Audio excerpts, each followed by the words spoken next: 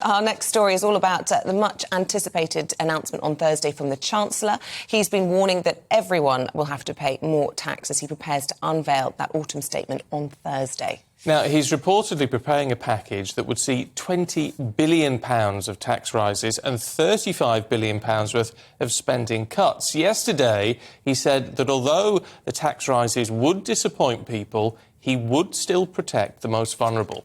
Well, joining us now for more is Leon Emirali, a former aide to the Chief Secretary to the Treasury. Really good morning to you. It's always very difficult when Chancellors come out and start to lay the ground and prepare us for an autumn statement in a way that we didn't see with the mini-budget recently, because they sort of tease about what's going to be included, but they won't give the details. So we're in that very strange period in the run-up to Thursday's announcement. That being said, his language is really, really important. He's been very careful with his language, and I noticed he stopped saying those with the broader shoulders are going to bear the brunt of this. He started saying we're all going to be paying more taxes. Is there anything to be read into that? Because I suspect that's a reference to the fact he's still protecting a lot of those very wealthy pensioners. Yes, well, pensioners are going to be one of the big political hot potatoes here. What do you do with them? We spend a lot of money on pensions, but also politically, they are a key constituency for whichever party wants to be in power. So there's a big question mark over what happens to pensioners. But we see this all the time, as you say, before a fiscal event. You've got policies sort of being trialled, so you leak the odd bit here and there and see what the public reaction is like. And then there's some expectation management. So Jeremy Hunt going around this weekend telling everyone it's going to be awful, we're all going to have to pay, it doesn't matter how wealthy you are or not, everyone has to shoulder some of this responsibility. So it might be a case of damaging, expectation management so that when Thursday does come around, it's not as bad as we anticipate. I mean, it's interesting with the tax rise issue, because what's been touted around a lot is it's not actually raising taxes, it's freezing the movement of thresholds, which, I mean, in effect, it does the same thing, but it does it in a slightly less painful way, doesn't it? It does, but it's the same argument, isn't it? It's less money in our pockets, so whatever form that comes, I think we're all about to get slightly less better off. And I think that, whether it's raising thresholds or introducing new taxes or finding other ways, but ultimately the state is going to be taking a bit more of our money and cutting a bit more of the public services that we all use. So it's not a pretty picture. But the Bank of England telling us that we're going into recession, the Chancellor yesterday saying that if that is the case, they want to make it as short and shallow as possible. Do you think he's on course to be doing that, or is there a risk he could be making things worse? Well, there is a risk he could be making things worse. I mean, we are in a period where we're not talking about growth anymore. We're just talking about stabilising the ship, essentially, of balancing the books. And yes, that needs to be done, but we need to have, and sorry to use the term of George Osborne and David Cameron, a long-term economic plan that tells us there's light at the end of the tunnel. So we all have to put up with some of this, nastiness and these tax cuts and these tax raises and these spending cuts. But is there a vision at the end of this? Well, I wonder, with all of this, we're all looking towards the autumn statement. I wonder if actually what he's thinking about is the spring statement.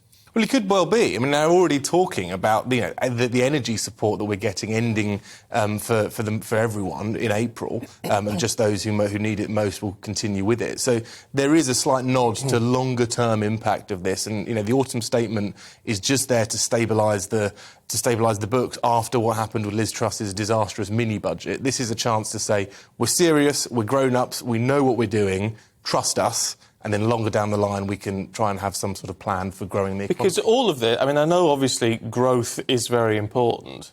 I mean, obviously it's very important. But what this is doing is this is going to make us spend less, which affects growth, but also should reduce inflation, shouldn't it? Which is the enemy number one. It is, and the nice thing here, the reassuring thing, is that we've got a government and the Bank of England working in tandem to reduce inflation. And I think part of the problem with Truss's mini-budget was that the Bank of England were doing one thing, raising interest rates, government doing another thing, cutting taxes. Whereas now we've got government, we've got Bank of England working in tandem. That should be some level of reassurance. And I suppose also the fact that the OBR were excluded last time but are included this time will be absolutely key, because none of us actually knows the true state of the economy. We're just taking it at the word of the Chancellor at the moment. Indeed, and we're talking about this 55 billion, 60 billion black hole. Floating number. How big is this black hole? Yeah, indeed. So we're going to find out the true extent of this, and that will help the Chancellor sell that to to the country, because this is a tough job to get the country on board. It is going to be painful if we are, we're looking at everything on face value. So to have the OBR numbers there is going to be a massive help, and we can see the damage for ourselves. Yeah, it's all about short-term pain for long-term gain. Seems to be. And I do think that there is going to be that idea of having to sell a longer vision, because Rishi Sunak's come in as this sort of saviour, but only just for being a sensible guy who knows what he's doing. There needs to be more than that if he wants to win the next general election. He needs to offer a vision people can get excited about and can get behind. I suppose that politically, though, there's some tricks that they can use with all of that, whether a lot of the announcements will be front-loaded, as they call it, or back-loaded, so that perhaps, say, under a Labour government, some of that pain would have to be experienced. You can sort of say, we're going to have to make these cuts, but we'll do it, in 2 years' time. Always a good tool in the armoury, isn't it? Is let the opposition potentially carry the can for it. Yeah. But ultimately, this is a signal to the markets that we are back on track. That we have got a plan to reduce inflation, to make Britain a good place to do business again. So that's what this is about, and getting confidence in the markets back, and then being able to look at what happens further down the line. Can I ask you about GDP? And obviously that dropped in the last... It was July to September, and it dropped 0.2%, which is less than people were expecting. But the September figure itself was 0.5%. Now, in terms of trend, what would you expect to see going forward up until whenever the next quarter ends? Well, I think we are going to see a level of stagnation in terms of GDP. I mean, it's a combination of factors here, which is obviously coming out of the pandemic, so productivity is potentially lower than it was previously. There is the B word of Brexit. There is a debate to be had as to whether that is, creating opportunities or creating risks. And then there's just the idea of general stagnation in the economy that we've seen for quite a while. So I do think GDP is not necessarily going to grow beyond where we think it's going to be. The idea of a recession coming in, it's not official yet, but it's all but. So I think that is going to, again, hamper GDP. But we need to find a vision for the country for them to be able to set out a growth plan, effectively, alongside tax rises and spending cuts.